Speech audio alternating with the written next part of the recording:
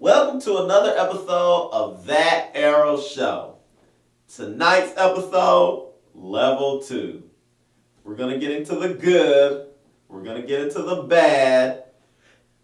Oh, man. And we're going to get into the Laurels. Hit me up in here with the Laurels. Alright. So on tonight's episode, Oliver has finally made it to Level 2. And Felicity is trying to get Silencer to talk, but she's staying silent. It's like it's in her name or something. Yeah. And the Unabomber and Roy's in the future, but whatever. Okay, first the good. I really wanted there to be a good tonight. No, you didn't. Next up, the bad. So I'm gonna go ahead and say it. This episode was incoherent. It was just incoherent. There was no actual plot thread because they had 5 things going on at one time. It was boring, it was dry, it was pulled in several places at once without really telling a story. There was no tension. So, okay, I guess one of my major bads is they hyped up Level 2 and then there's really nothing there. If you pay attention to all the Level 2 things, first of all, the episode's called Level 2 and we don't even get half of an episode of Level 2. Like, it's just pieces. We didn't even get a quarter of an episode because half of what they was showing was clip show. Like, flashbacks, yeah. Flashbacks, and the other half was the clip show. The other half was the same scene over and over again. Trying like it's 1996 and Pokemon's on, and they're doing those epileptic seizures bullshit, Yeah. and it's like this is intimidating. Because last I heard, Oliver's supposed to go to Level 2 to find the demon, and the first thing we get introduced to Level 2 is some type of experimentational therapy or whatever. So is the black guy the demon? I don't know. I hope the orderly next to him the demon. I hope they remember there's a demon in Level 2. Who the fuck was the demon? All right. Anyway, know, let's get out of Level 2. Tyler Perry torturing Oliver was stupid. And why was he so hung up on the dude that? Yeah, that was the bodyguard. The bodyguard that was killed in the boat. Like I didn't even know this dude had a name. So let's get out of Level 2. My bad. So they got Silencer in the basement. She's not giving up information. She said that she's gone through some stuff. You don't know what she's been through. Wow, I would really like to know what you've been through. Yeah, let's get some character development on Silencer. You have to read the comics. Oh, we're not gonna do that. We're gonna see Laurel and Felicity bitch at each other.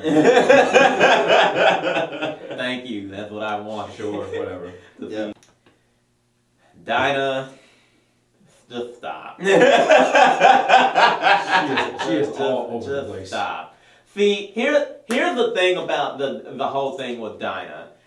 Yes, she's all over the place because I gotta be over here to stop the vigilante. Oh, let's work with Samandra because Felicity's pitching a fit. Like, I don't care. What would have made Dinah's storyline should have always been about her trying to stop the new Green Arrow and having a civil war with Renee about it. But it doesn't ring true when you jump on and off of that story to do other shit. Then you just kind of mash it into this episode to make it seem like this had been going on for so long. Granted, it still wouldn't have made her character all that likable, but it's a story nonetheless. It gives her something to do. Exactly. As much as I don't agree with her trying to this civil war with the whatever Renee or whatever, it's conflict between the characters that actually gives them something to talk about. Exactly, right. And honestly, it was more of something. The story would have served more for Renee than for Dinah. Sure. My bad is the whole cliche bullshit where William and Roy in the future come to Star City and Felicity sent us here. Didn't you know Felicity is dead? And then next week we're gonna find out she's not dead. While we're on future, flash forward, whatever, that whole thing is bad because from what I don't know what's going on in the future, and I honestly don't care. But Yeah, it does not. That was gonna be my Laurel, but fuck it, we can get into this. It honestly doesn't give me any reason to watch the show if vigilantism is outlawed. So why do I care about these vigilantes in the present if it's just going to be outlawed for like 20, 30 years? Exactly. And then you're everything that's going on in that future storyline, you're pretty much telegraphing what happens later on the episode in the past. So we know that Zoe's the Black Canary in the future. Which, by the way, I didn't like that the actor that got to play her in the future. She looks nothing like her. Yeah, she went from Latino to black.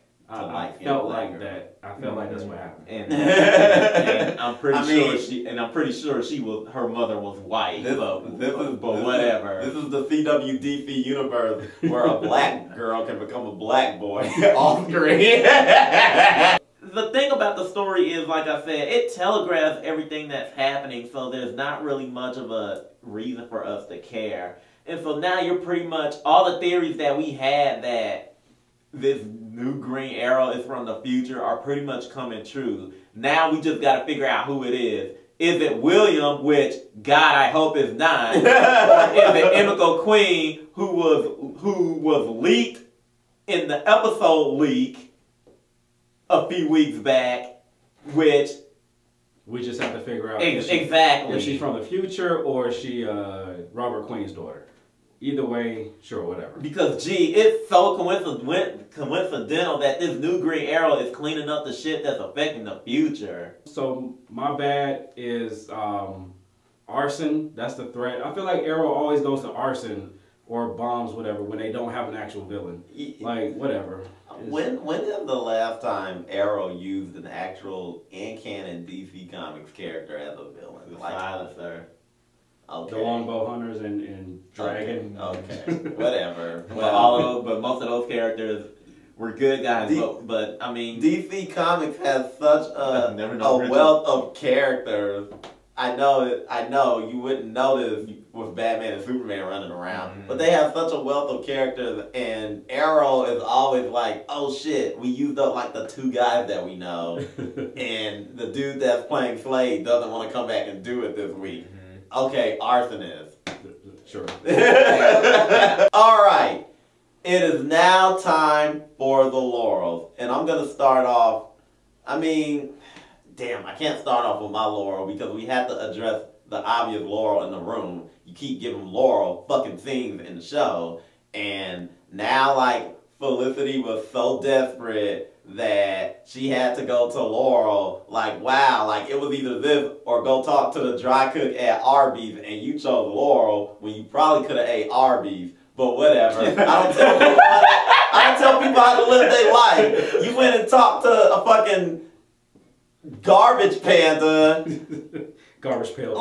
You went to the, no, I'm gonna just come out and say it. Felicity went to the one villain who hasn't done anything right, and you thought she was gonna get the job done?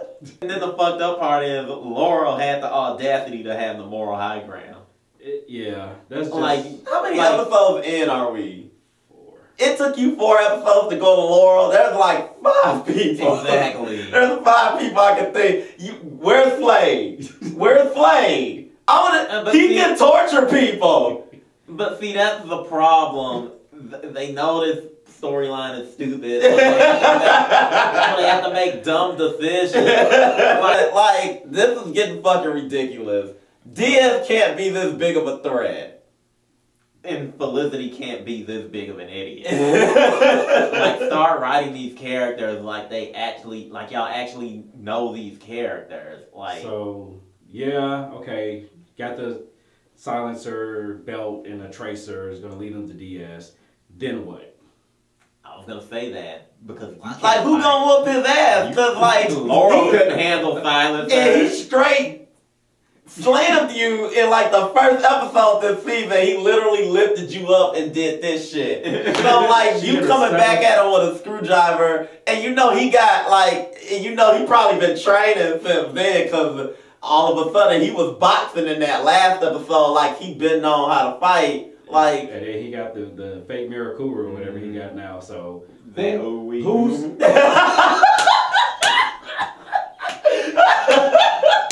I got my other major Laurel.